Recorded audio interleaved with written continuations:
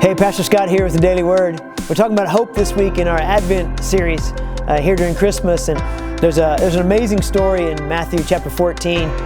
Jesus had just fed the 5,000. It had been this miraculous moment of multiplying all this food, and so he sends his disciples across the lake. He says, "Get in the boat and you go," and he stays there. This storm comes up and it's out of control. They think they're going to die, and they're obviously afraid for their lives, and Jesus had been the one to send them over, and we see all of a sudden this story. Jesus comes walking on the water and they think it's a ghost, and they're terrified, and Jesus says these words in Matthew 14:27. He spoke to them at once, "Don't be afraid, take courage, I am here."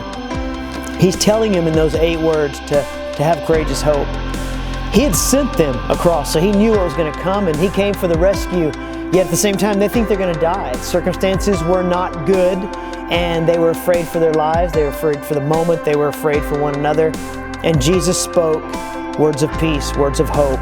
Hey, don't be afraid. I'm right here. And some of us, we need to hear that during these days, maybe during just this season or something you're going through in your life. Don't be afraid. Jesus says, I'm right here. I'm with you. Some of you need to be the ones to speak those words to people that you love, that you care for, that you work with, that you're neighbors of, that you do some part of life with, and they're freaked out. And you need to say, hey, I know a God who will move in, and He's the hope of all life, and He's the one, the bringer of peace for your life. And you need to tell them, don't be afraid. Jesus is here. Take heed and trust Him in whatever you're going through in your life. So have courageous hope during these days.